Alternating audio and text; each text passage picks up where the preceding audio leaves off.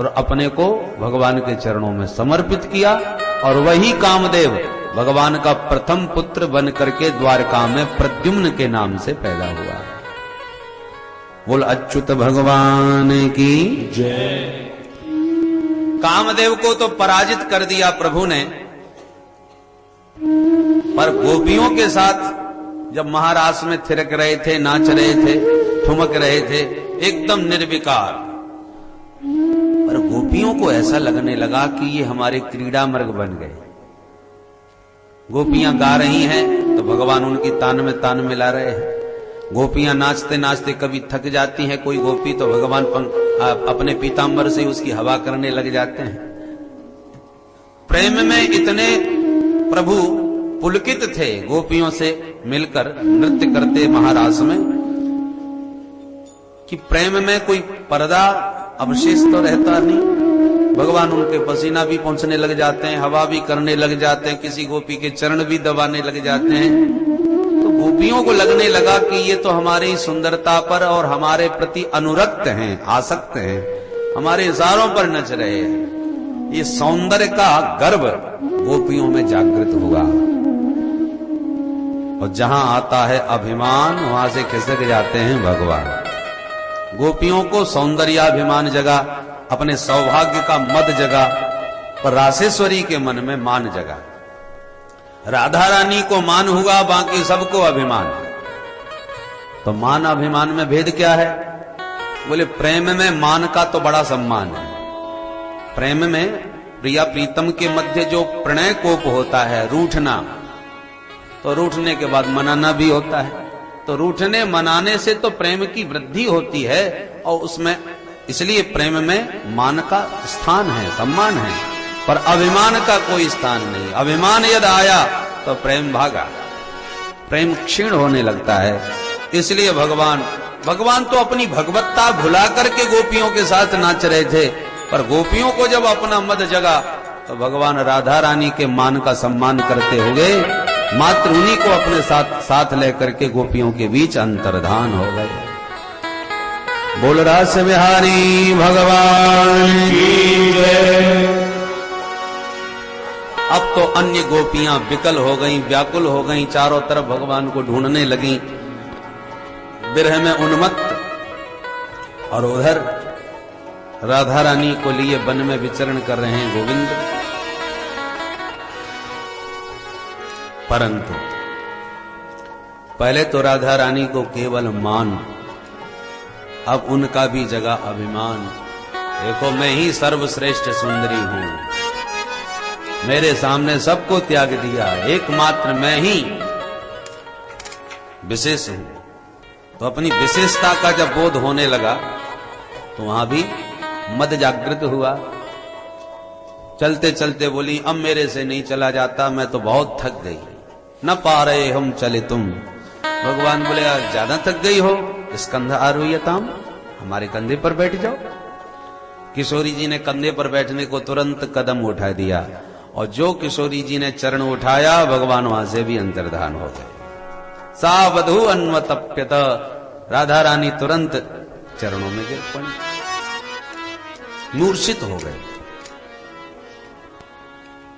जैसी मूर्छित हुई उधर गोपी अन्वेषण करती आ रही थी, ढूंढती ढूंढती कहां चले गए। कभी तुलसी से पूछती हैं, हे बहना तुलसी, तू भी तो हमारे प्यारे से बहुत प्रेम करती है, और तेरे से वो भी बहुत प्रेम करते हैं। अरे जब तक भोजन में तेरा दल न पड़े तब तक भोजन नहीं करते, जिस घर में तुलसी का तरवर न हो उस घर में नहीं जाते। तो तू उनसे बहुत प्यार करती है और वो भी करते हैं, इसलिए तुझे सब मालूम होगा, कहाँ है बता। हवा के झोंके में तुलसी का तरवर हिल गया। एक गोपी बोली देख खड़ी खड़ी सिर हिला रही है, मैं नहीं बताऊंगी। तो तुलसी को खूब खरी खोटी गोपियां सुनाने लगी, अरे इससे तो पूछना ही बेकार था, ये तो हमारी सौत है, ये भला हमें क्यों बताएगी। ऐसे एकदम को जड़ को चैतन्य न कछु जानत बिरही जन, बिरही में बोध नहीं रह जाता कि हम किससे बात कर रहे थे। प्रेम का एक उन्माद, जैसे राम जी को किशोरी जी के विरह में हुआ, हे खग मृग हे मधुकर श्रेणी तुम देखी सीता मृग नैनी। और भ्रमर आदि से मृगों से राम जी पता पूछ रहे थे। ये प्रेम का उन्माद है, विरह में उन्माद। तो गोपियों को भी जब गोविंद के विरह का उन्माद हुआ तो सबसे पूछा, प्रत्युत्तर कहीं नहीं मिला। तो भगवान के पग चिन्ह का अन्वेषण करती आगे बढ़ी, लीला का भी अनुसरण किया। इतने पर भी जब नहीं मिले तो अचानक आगे रासेश्वरी राधा रानी को मूर्छावस्था में देखा। तो जैसे तैसे उनको सावधान किया, होश में किया, और तब रासेश्वरी के साथ गोपियों ने मिलकर के जमुना के तट आकर बड़ा प्यारा एक गीत गाया। इस विरह गीत का ही नाम है गोपी गीत। सबसे सुंदर भागवत का ये मधुर गीत है। इस गीत का कोई नित्य पाठ करे तो माधव उसे दर्शन देने अवश्य पधारते हैं। और इस गीत को रात्रि के समय पाठ करने का एक विशेष महत्व है। जैसी गोपियों ने ये मधुर गीत गाया, आइए इस गीत का आप भी श्रवण करें। 18 श्लोक हैं, कनक मंजरी छंद है, 10वें स्कंद का 31वां अध्याय है। सब गोपियां मिलके गा रहे हैं। जयति तेभिघं जगन्मना प्रजा श्रयते इंद्रिया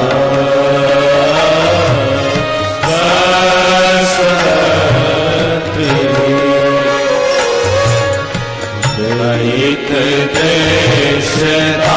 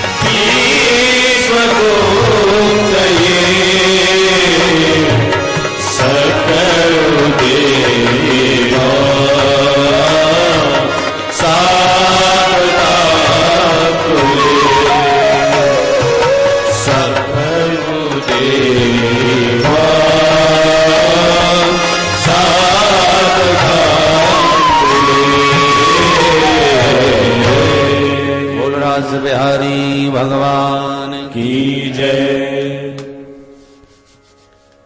प्रेम की 3 स्थिति होती हैं जिनके नाम हैं तदीयता, त्वदीयता और मदीयता। प्रेम की प्रारंभिक स्थिति का नाम है तदीयता। हम उसके हो गए। किसके? बोले अभी देखा नहीं। तो फिर हो कैसे गए? बोले उनकी इतनी महिमा सुनी है, इतनी प्रशंसा सुनी है कि हम उनके प्रशंसक हो गए। तो जिसे देखा भी नहीं पर उसकी महिमा और दिव्य गुण गणों ने हमारा आत्मसमर्पण कर दिया उसमें, इस प्रेम का नाम है तदीयता, उसके हो जाना। रुक्मिणी ने द्वारकानाथ को नहीं देखा फिर भी दीवानी हो गई। क्यों? बोले श्रुत्वा गुणान, गुण गणों का श्रवण किया था। इस प्रेम का नाम तदीयता। पर जिसके हम हो गए, जिसको अपना सब कुछ हम मन ही मन समर्पित कर दिए, उसको पाने की, देखने की, मिलने की उत्कंठा बलवती हो उठी और एक दिन प्रयास करके हम उनसे मिल लिए और जब उनसे साक्षात्कार हुआ, भेंट हुई, तो आत्मसमर्पण उनके चरणों में करते हुए बोले तवास्मी, हम एकमात्र तुम्हारे हैं।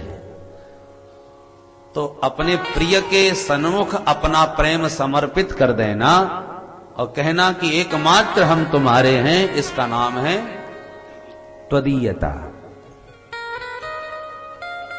परंतु अब एक अंतिम जो चरमोत्कृष्ट प्रेम की सर्वोत्कृष्ट जो सत्ता है, स्थिति है, उसका नाम है मदीयता। मदीयता का मतलब जिससे हम प्रेम कर रहे हैं, जिसे हम अपना सर्वस्व समर्पण कर चुके हैं, अब उस पर भी एकमात्र हमारा ही अधिकार है, वो सिर्फ हमारा है। तो अपने प्रिय पर अपना ही प्रेमाधिकार मानते हुए उसे केवल अपना ही समझना, उसका नाम मदीयता। तुम सिर्फ मेरे हो।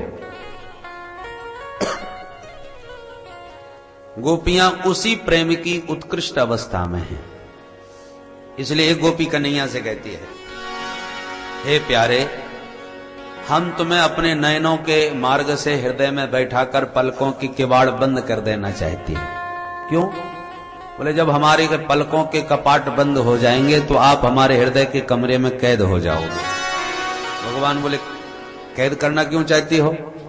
बोले इसलिए चाहती है कि जब हमारे भीतर कैद रहोगे तो तुम किसी को नहीं देख सकोगे और तुम्हें भी कोई नहीं देख सकेगा। वो हमारी आंखें बंद होंगी तो हमें भी कोई नहीं दिखेगा और हम भी किसी को नहीं देखेंगे। प्रेम में यही हर प्रिय चाहता है।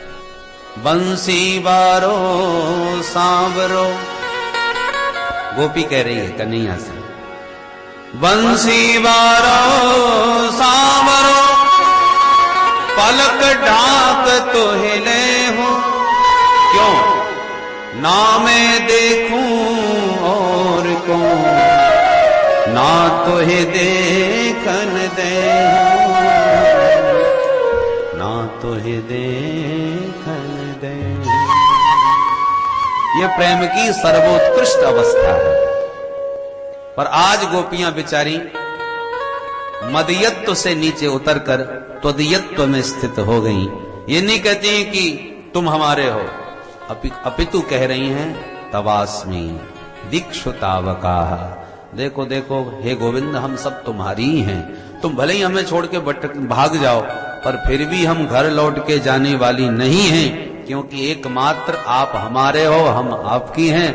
तुम हमें भटकाओ, रुलाओ, तड़पाओ, पर फिर भी हम तुम्हें छोड़कर घर जाने वाली नहीं हैं। यही भाव इस पूरे गीत में गाया गया है। पूरा गीत गाना तो संभव नहीं है, एक दो पद और सुन लीजिए।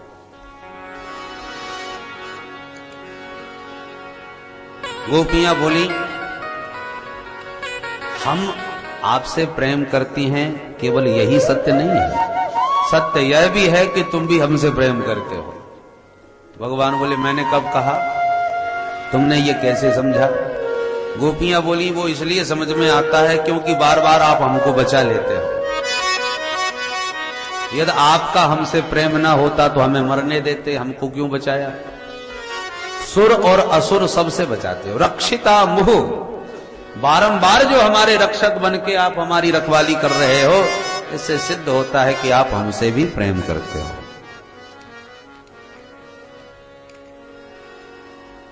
परंतु कोई अपने प्रेमी जनों को इतना परेशान करता है जितना तुम कर रहे हो। और यदि हमको मारना ही चाहते थे तो फिर बचाया क्यों? अपने विरह में ही हमें जलाना चाहते थे तो फिर दावाग्नि पी करके हमको क्यों बचाया? अपने बिरहासुर में मारना चाहते थे तो उन सकटासुर आदि असुरों से क्यों बचाया? कम से कम वो मारते तो तुम्हें तो मृत्यु का कलंक नहीं लगता। तुम्हारा व्यवहार तो ऐसे है कि बकरे को खूब खिलाओ पिलाओ और खूब हृष्ट पुष्ट करके जानवरों से हिंसकों से बचाओ और एक दिन ईद आने पर खुद ही गर्दन उड़ा दो। तो क्या इसी दिन के लिए खिला पिला करके मोटा तगड़ा किया जा रहा था? विश्व वृक्षोपि संवर्ध्य स्वयं न क्षेतुमर्हति। अरे विशैला वृक्ष भी यदि अपने हाथ से लगाया गया हो, सींचा गया हो, तो उसे अपने हाथ से काटना नहीं चाहिए। अपने द्वारा सींचा वृक्ष कोई काटता है? एक काठ की नौका पानी में क्यों नहीं डूबती? क्योंकि पानी सोचता है, जल सोचता है कि जिस वृक्ष को सींच के बड़ा किया उसी वृक्ष की शाखा की बनाई हुई ये नौका है। अब जिसको मैंने सींचा उसी को कैसे डुबा दूं? इसलिए काठ की बनी नौका को भी पानी डुबाता नहीं है, क्योंकि उसी ने सींच करके उसको बड़ा किया था। और एक तुम हो जिनकी कृपा से, अनुग्रह से हम इतने असुरों से बची, हमारी रखवाली करी, और आज आप ही हमको इस जंगल में भटका के आज मार देना चाहते हो। खूब खरी खोटियां भी बीच में सुना रही हैं गोपियां। प्रेमियों का ये अधिकार भी होता है खरी खोटी सुनाने का। तो विरह में विकल भी हैं और सुना भी खूब रही हैं। मानो भगवान ने प्रश्न किया, देवियों तुम्हारे प्रेम में कमी है। क्या कमी है बताओ? बोले प्रिय वह होता है जो प्रियतम के बिना प्राण ही त्याग दे, रह न सके। देखो दशरथ जी का प्रेम, राम जी नहीं आए तो राम राम कह के प्राण त्याग दिए। प्रेमी ऐसा होना चाहिए। और तुम हमको वन वन में भटकती हुई ढूंढ रही हो, परंतु प्राण एक का भी नहीं निकला। गोपियों ने इसका जवाब दिया, यदि प्रियतम के विरह में प्राण निकलना ही प्रेम की परीक्षा है, तो फिर जानकी जी का राम जी से प्रेम कैसा था? वो लंका में इतने दिन कैसे बनी रही? जैसे वो अपने प्राणों को त्यागना चाहती थी, पर प्राणों को ही रास्ता नहीं निकल रहा था। क्यों? नाम पागरू दिवस निशि ध्यान तुम्हार कपाट, लोचन निज पद जंत्रित जाहि प्राण कहीं बात। तो जैसे उनके प्राण नहीं निकल सके, ऐसे हम भी अपने प्राणों के परित्याग का प्रयास करते हैं, पर रास्ता नहीं मिलता। और विडंबना यह है कि हमने तो अमृत भी पी लिया है, इसलिए अमृत पीने वाला तो मर ही नहीं सकता। तुमने अमृत कब पिया? गोपियां गा उठी, तब कथा मृतम तब जीवनम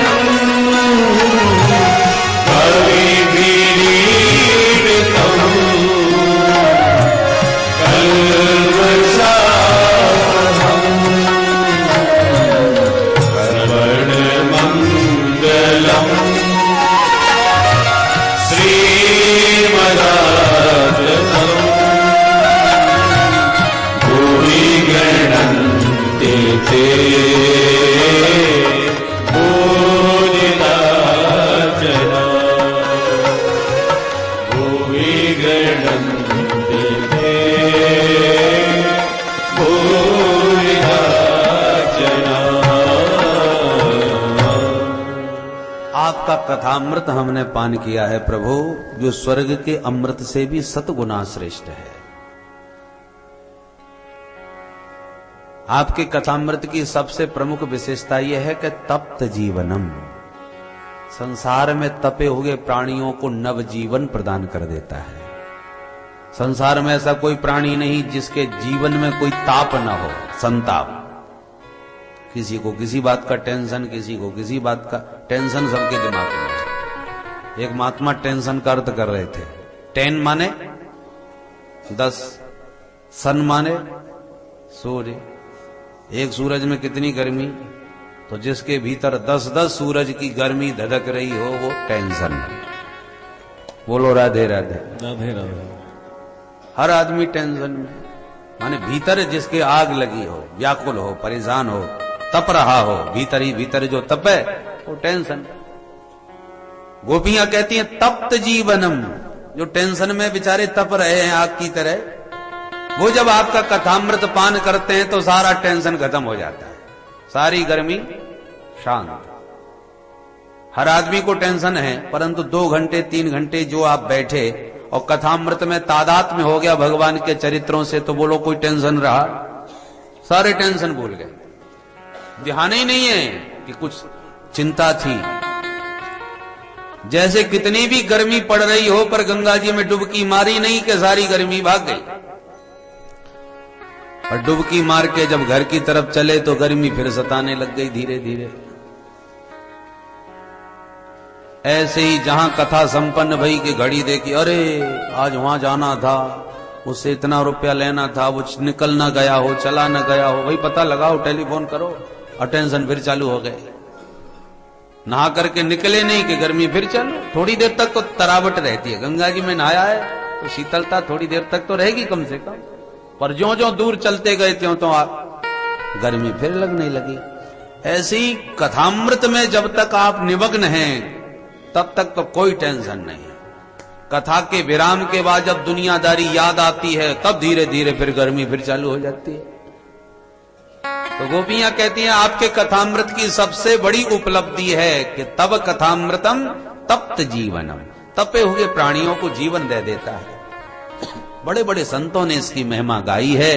सारे कलमशों को, पापों को धो डालता है, सुनते ही जीवन को मंगलमय बना देता है। इसलिए प्रभु, दुनिया में दान देने वाले दाता बहुत हैं, पर हमारी दृष्टि में सबसे बड़ा महादानी वह है जो आपके कथामृत का दान करता है।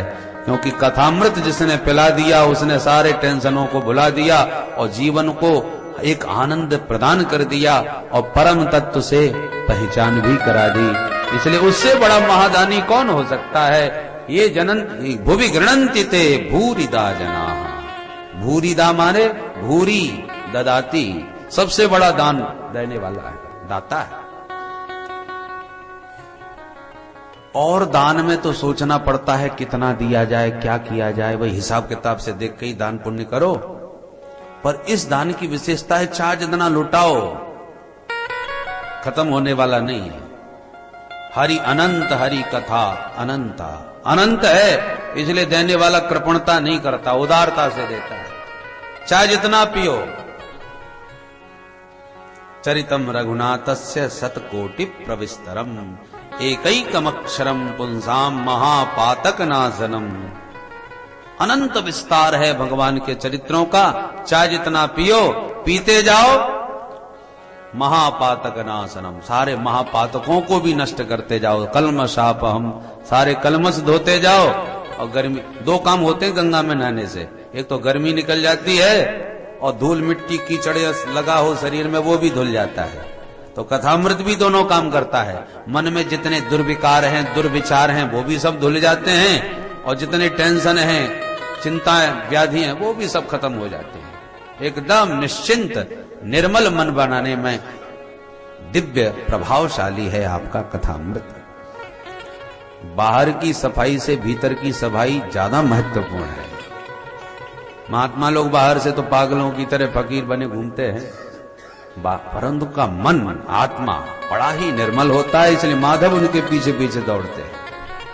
बोलो राधे राधे। राधे राधे। एक बात और, तन को चाहे जितना चमकाओ, अंत में ये भस्म हो जाएगा, क्रम बिट भस्म। परंतु मन यदि चमका लिया, मन यदि स्वच्छ कर लिया, तो कदाचित दूसरा जन्म हुआ तो मन यही रहेगा अगले जन्म में भी। मन सूक्ष्म शरीर का अवयव है मन, तो मन निर्मल हुआ तो अगले जन्म में भी ये निर्मलता काम आएगी। कुछ बच्चे पैदा होते ही बड़े प्रतिभावान और बड़े ही निर्मल हृदय के होते हैं, ये निर्मलता उन्हें कहां से आएगी? पूर्व जन्म से ही तो संस्कार से प्राप्त हुई है। तो तन की निर्मलता कुछ दिन की है, मिट्टी में मिलने वाला है, पर मन की निर्मलता तो जन्मों तक काम देती है। तो कथामृत मन को पावन बनाता है, निर्मल बनाता है। इसलिए बाह्य शुद्धि से आभ्यंतर शुद्धि अत्यंत महत्वपूर्ण होती है। सब आभ्यंतर शुचि। गोविंद का स्मरण बाह्य और आभ्यंतर दोनों को पावन करता है। इस प्रकार से बहुत ही प्यारा गीत गाया है। भागवत का जो महारास प्रकरण है, रास पंचाध्यायी, सबसे मार्मिक और सबसे अद्भुत चरित्र है ये। रसिकों को डूबने वाली भगवान की रासलीला है। बहुत वर्ष पहले एक बार बरेली में हमारी कथा हुई थी रास पंचाध्यायी पर। 15 दिन तक केवल रास पंचाध्यायी की ही चर्चा चली थी। तो ऐसे जब स्वतंत्र अवसर आते हैं तभी भागवत के एक एक शब्द में, अक्षरों में खूब डुबकी मारने का और गोपियों के भावों की गहराइयों में गोता लगाने का अवसर मिलता है। क्योंकि भागवत का जो सप्ताह है ना, वो तो शताब्दी की तरह चलता है भाई। लंबा सफर, कम समय, तो मुख्य स्टेशन पर ही गाड़ी रुकेगी तभी पहुंच पाएगी।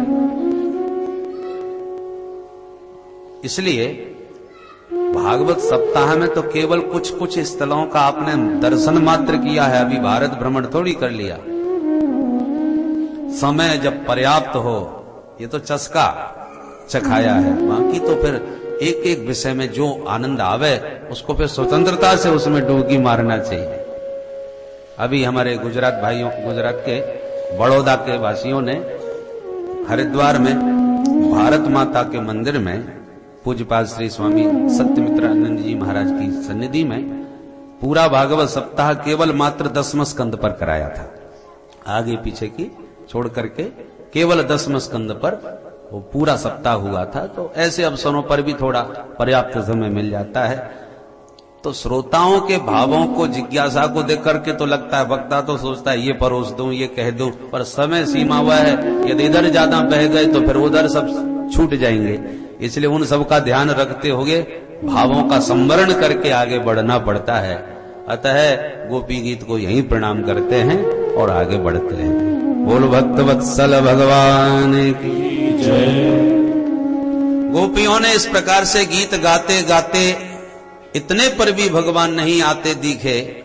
तब गोपियों ने विरह से व्याकुल होकर, आर्त होकर के भगवान को पुकारा। इति गोप्यः प्रगायन्त्यः प्रलपत्यंश्च चित्रधार रुरुदुःस्वरं राजन् कृष्ण दर्शन लालसा। गोविंद के दर्शन की लालसा में जब उच्च स्वर से आर्त होकर के ब्रजांगनाओं ने विलाप किया तो भगवान से अब रहा नहीं गया, छुपा नहीं गया। तासामाविर्भूच्छौरिः स्मयमान मुखाम्बुजः पीताम्बरधर स्रगवे साक्षान् मनमथ मन्मथ साक्षात् मनमथ मन्मथ। तुरंत ब्रजगोपियों के बीचों बीच बिहारी जी मंद मंद मुस्कुराते हुए प्रकट हो गए। बोल रास बिहारी भगवान की जय। जो गोविंद की झांकी का अवलोकन किया, तनवह प्राण विवागतम, मानो मृत देह में प्राण आ गए हों। समस्त गोपांगनाओं ने गोविंद को चारों ओर से घेर लिया। किसी ने पीतांबर, किसी ने पादारविंद पकड़ लिया। एक टेढ़ी निगाह से अपना प्रणय कोप दिखा रही है। एक को अभी भी डर लग रहा है कि दोबारा न भग जाएं। उसने क्या किया, अपलक देखती गई और एकदम आंख बंद करके बैठ गई, मानो आंखों के रास्ते से हृदय में बैठा के पलकों के गेट बंद कर लिए कि अब देखती हूं कैसे भागोगे। परंतु गोपियों ने मिलकर के अब माधव से कुछ नोकझोंक करी। प्रणय में अधिकार होता है। एक गोपी बोली, प्रभु हमें संसार में 3 प्रकार के लोग देखने को मिलते हैं। कौन कौन? कुछ ऐसे होते हैं जो प्रेम के बदले में ही प्रेम करते हैं। जितना तुम हमसे प्रेम करोगे उतना ही हम तुमसे करेंगे, और तुम्हें हमसे मतलब नहीं तो हमें भी तुमसे मतलब नहीं। पर दूसरे नंबर के ऐसे होते हैं कि हम तो प्रेम करेंगे, तुम करो या मत करो। तीसरे ऐसे होते हैं जिनको प्रेम करना आता ही नहीं, वो दुनिया में किसी से प्रेम करते भी नहीं। भगवान मुस्कुराते हुए बोले, देवियों जरा हम इसकी व्याख्या सुनाएं। सुनाओ, बताओ। भगवान बोले, जो प्रेम के बदले में प्रेम करे, मेरी दृष्टि से वो प्रेमी नहीं। तो कौन है? बोले, वो तो व्यवहार है। तुमने इतना किया, हमने भी उतना कर दिया। तुमने अपनी शादी के 4 लड्डू भेजे थे, तो हमने भी शादी के 4 लड्डू भेज दे। और तुमने 1 लड्डू फूटा भेजा था, तो हम भी फूटा ही भेजेंगे, पूरे क्यों भेजेंगे? बिल्कुल बराबर। इसका नाम व्यवहार, प्रेम नहीं है ये। दूसरे जो तुमने कहा हम तो प्रेम करते हैं, तुम करो या न करो, ऐसे प्रेमी होते हैं माता पिता। तो अपने बच्चों से हार्दिक प्रेम होता है और अपने सारी संपत्ति जीवन उनको समर्पित कर देते हैं। पर यह आवश्यक नहीं कि बेटा भी उतना ही प्यार माता पिता से कर पाएगा। वो करे न करे, पर माता पिता करते हैं। परंतु जो किसी से प्रेम नहीं करते, वो 4 तरह के होते हैं: आत्माराम, आप्तकाम, अकृतज्ञ और गुरुद्रोही। आत्माराम वो हैं जो अपने शरीर से ही प्रेम नहीं करते, आत्मस्थ रहते हैं सर्वदा। शरीर कहां पड़ा है उन्हें होश नहीं। तो जो को अपने शरीर का ध्यान न रखे, वो तुम्हारा हमारा क्या ध्यान रखेगा? किससे प्रेम करेगा? उत्तम कोटि के वो है। दूसरे होते हैं आप्तकाम, संसार में रहते हैं, वह संसार से मन से दूर रहते हैं, वो आप्त काम कहलाते हैं। पूर्ण काम, संसार की कोई कामना, कोई इच्छा नहीं उनके मन में, बस प्रारब्ध के कारण भोग रहे हैं और संसार में रह के चिंतन केवल माधव का ही करते हैं, वो आप्त काम होते हैं। ये 2 तो उत्तम कोटि के हैं, पर 2 निकृष्ट कोटि के भी होते हैं, अधम। कौन? बोले अकृतज्ञ।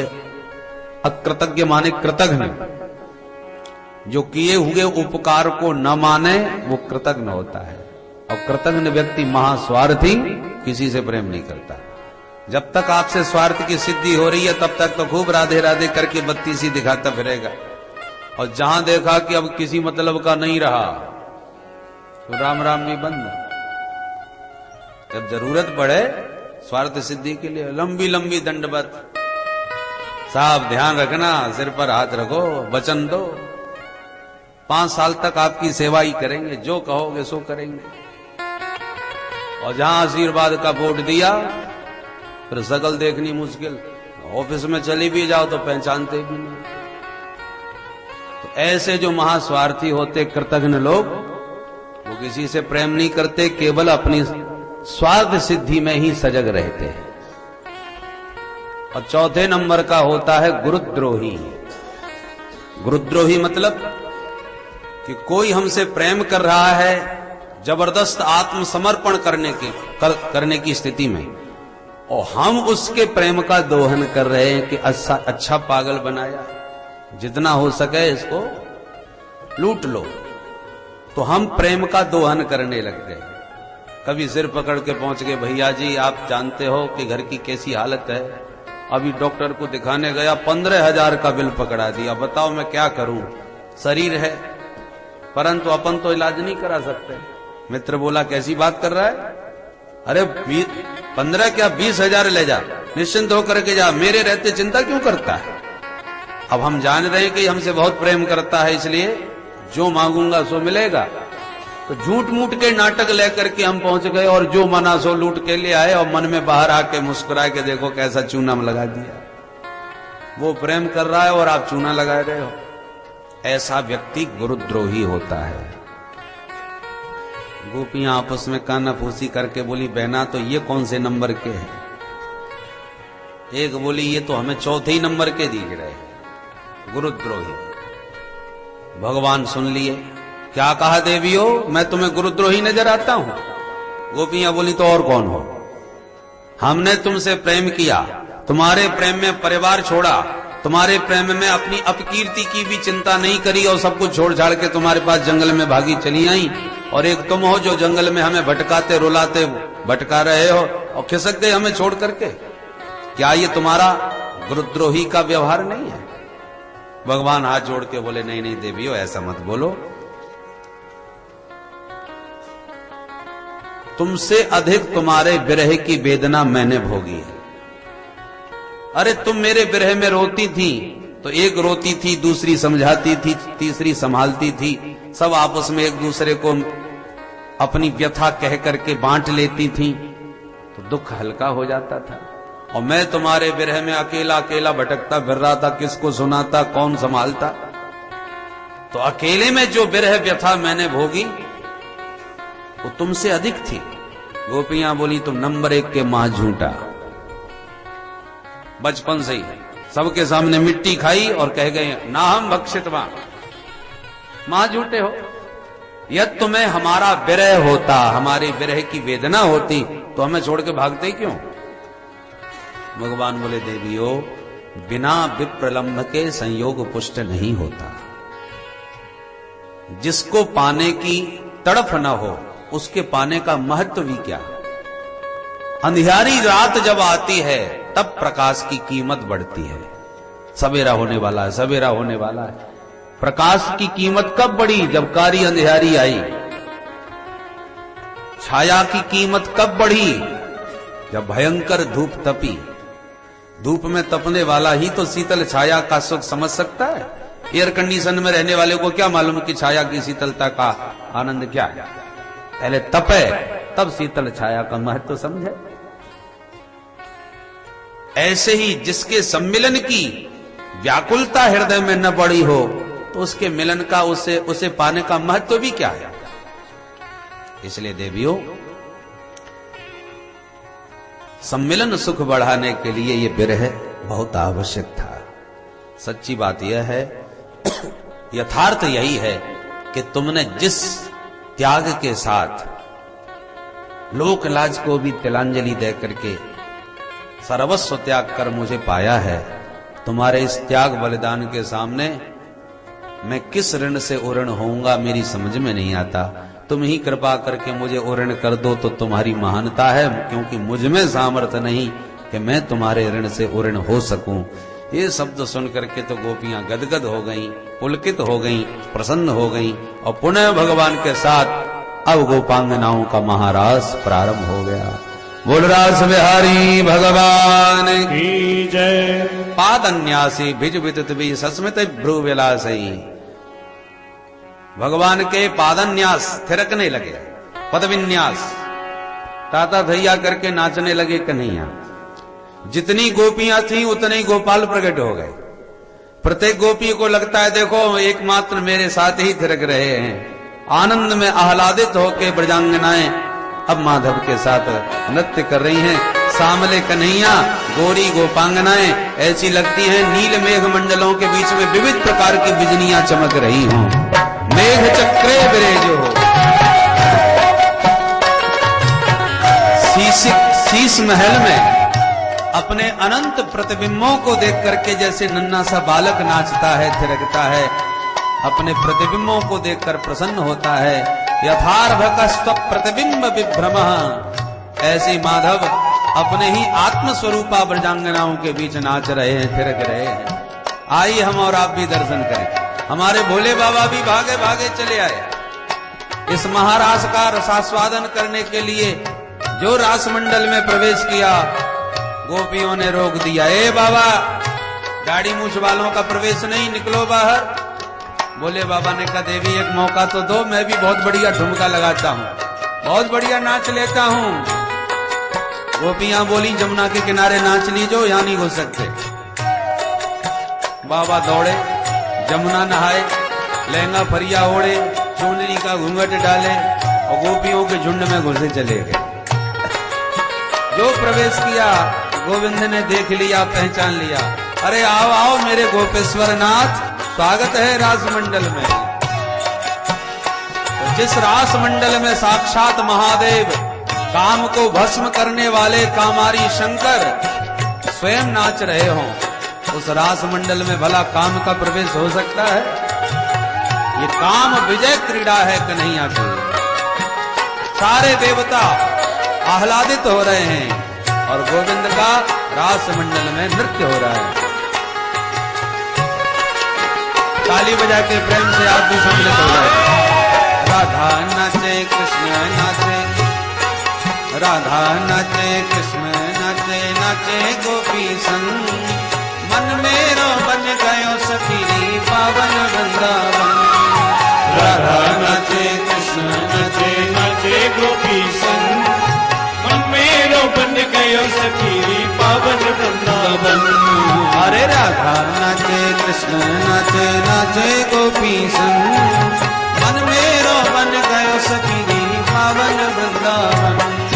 राधा नाचे कृष्ण नाचे, नाचे गोपी संग, मन मेरो बन गयो सखी पावन वृंदावन। जय हो। प्रेम से ताली बजाते हुए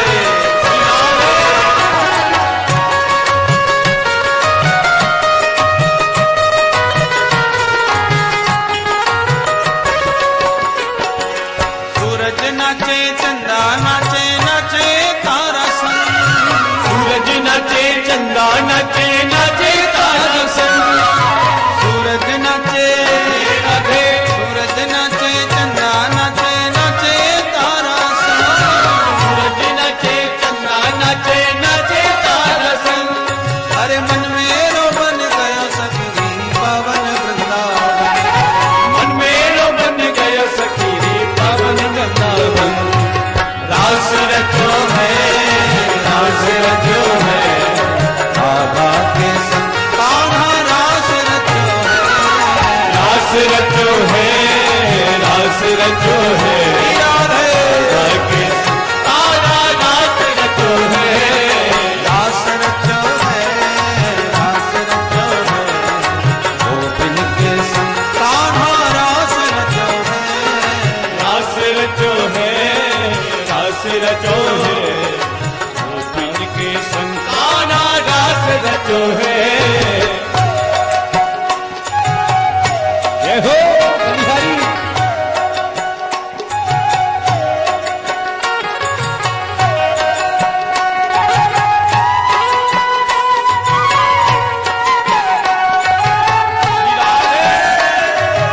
जय हो।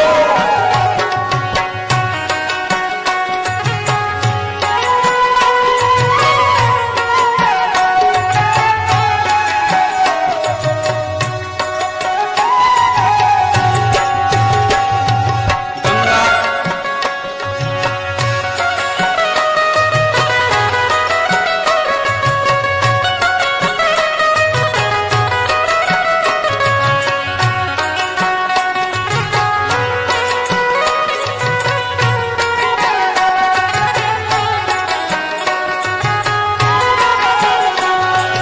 गंगा नाचे, गंगा नाचे, यमुना नाचे, नाचे सरयू संग। गंगा नाचे, यमुना नाचे, नाचे सरयू संग। गंगा नाचे, राधे राधे। गंगा नाचे, यमुना नाचे, नाचे सरयू संग। गंगा नाचे, यमुना नाचे, नाचे सरयू संग। क्योंकि मन मेरो बन गयो सखी पावन वृंदावन। मन मेरो बन गयो सखी पावन वृंदावन। रास रचो है, रास रचो है, राधा के संग कान्हा रास रचो है। रास रचो है, रास रचो है, राधा के संताना रास रचो है। रास रचो है, रास रचो है, गोपिन के संग कान्हा रास रचो है। रास रचो है, रास रचो है, गोपिन के संताना रास रचो है। जय हो।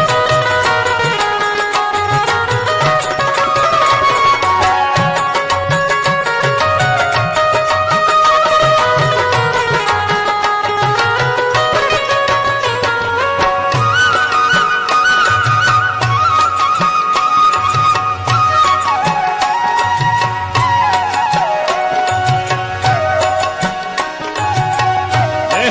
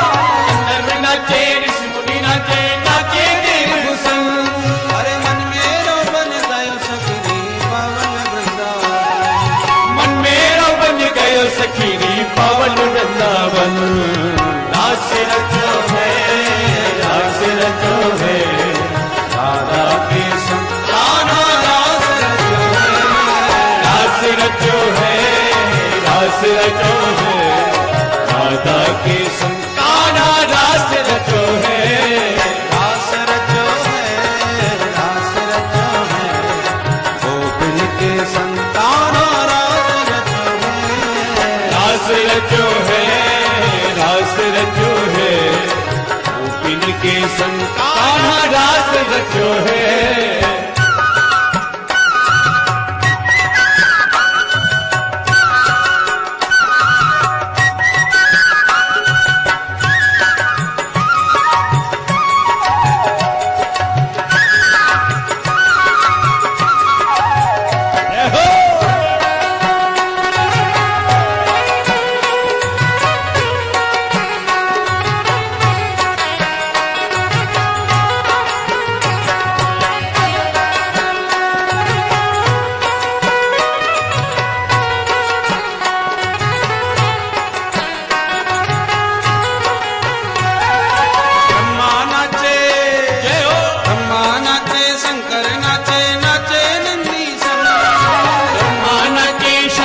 नाचे नाचे नंदी संग नाचे राधे राधे नाचे शंकर नाचे नाचे नंदी संग नाचे शंकर नाचे नाचे नंदी संग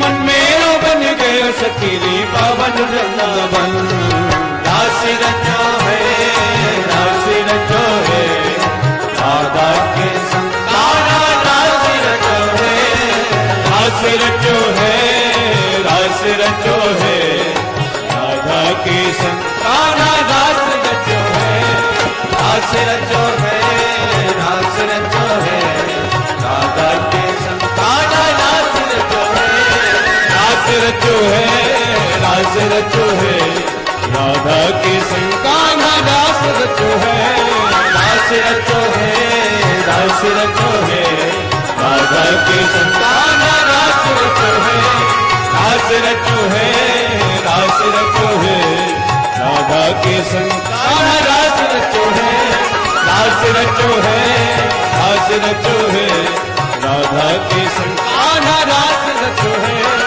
रास रचो है रास रचो है राधा के संग कान्हा रास रचो है रास रचो है रास रचो है राधा के संग कान्हा रास रचो है रास रचो है रास रचो है राधा के संग कान्हा रास रचो है।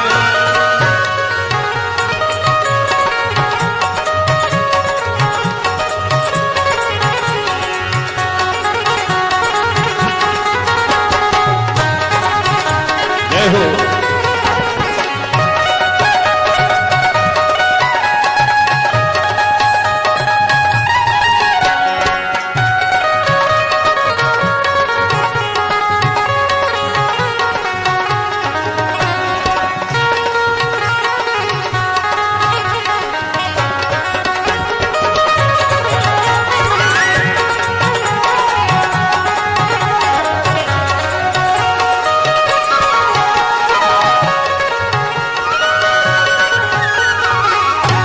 बोल रास बिहारी भगवान की जय। मोर मुकुट वंशी वाले की जय जय श्री राधे। श्री राधे रास बिहारी के दिव्य झांकी का आप दर्शन करें, हृदय में इसको विराजमान करें। सायंकाल के सत्र में ठाकुर जी का विवाह होगा। बिल्कुल दूल्हा की बारात में यदि आपका भगवान से संबंध है, जैसा नाता हो, घराती बनो या बाराती बनो, नाते के अनुसार पूरी तैयारी के साथ विवाह में सम्मिलित होने के लिए सायंकाल पधारेंगे। आइए झांकी को पुनः हम अपने हृदय में उतारें। गोकुल में देखो वृंदावन में देखो रे मुरली बाजे रे श्याम संग राधा नाचे श्याम संग राधा नाचे रे राधा नाचे रे। गोकुल में देखो वृंदावन में देखो रे मुरली बाजे रे श्याम संग राधा नाचे श्याम संग राधा नाचे नाचे रे नाचे रे नाचे रे देखो राधा नाचे नाचे रे नाचे रे नाचे रे देखो राधा नाचे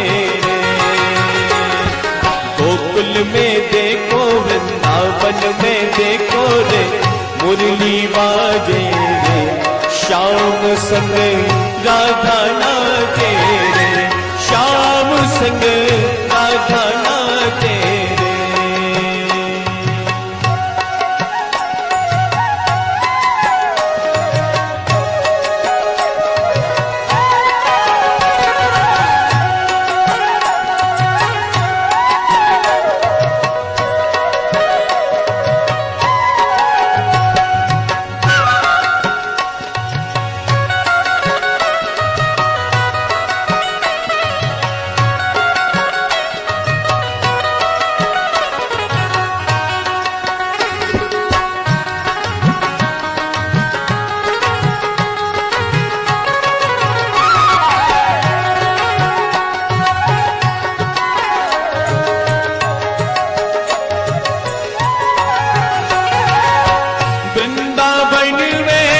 यमुना तट पर कान्हा रास रचावे, वृंदावन में यमुना तट पर कान्हा रास रचावे, गोपी के संग राधा के संग मिलकर रास रचावे, गोपी के संग राधा के संग मिलकर रास रचावे रे।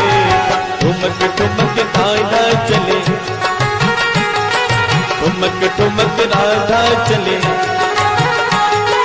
ठुमक ठुमक राधा चले, ब्रज में श्री राधा के संग में विराजे रे, श्याम संग राधा नाचे रे, श्याम संग राधा नाचे रे।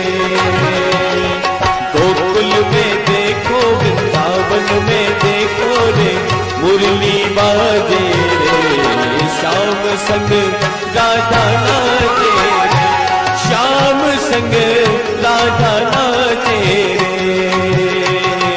नाचे रे नाचे रे नाचे रे देखो राधा नाचे रे, नाचे रे नाचे रे नाचे रे देखो राधा नाचे रे।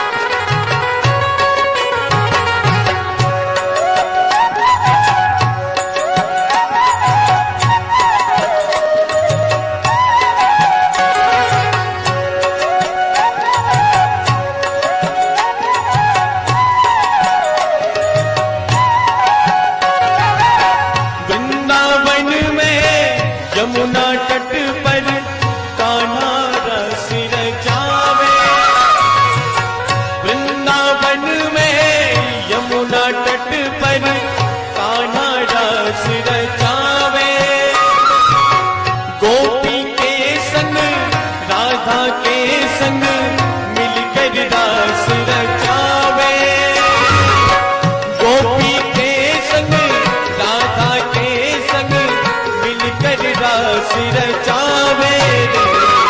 ठुमक ठुमक कान्हा चले, ठुमक ठुमक कान्हा चले,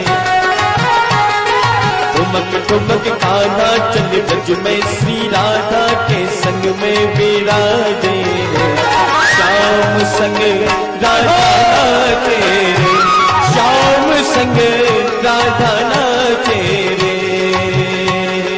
नाचे रे नाचे रे नाचे रे देखो राधा नाचे रे, नाचे रे नाचे रे नाचे रे देखो राधा नाचे रे।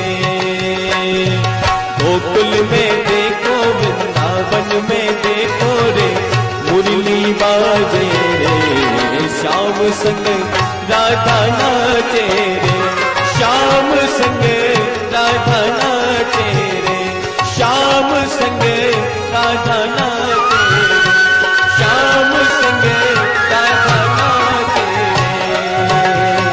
गोकुल में देखो वृंदावन में देखो रे मुरली बाजे रे, श्याम संग राधा नाचे रे, श्याम संग राधा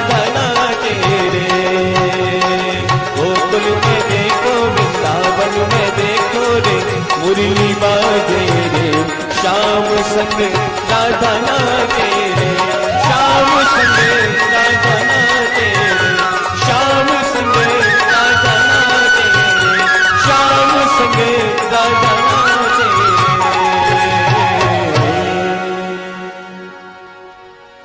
वृंदावन बिहारी लाल की की जय, विलास बिहारी भगवान की की जय।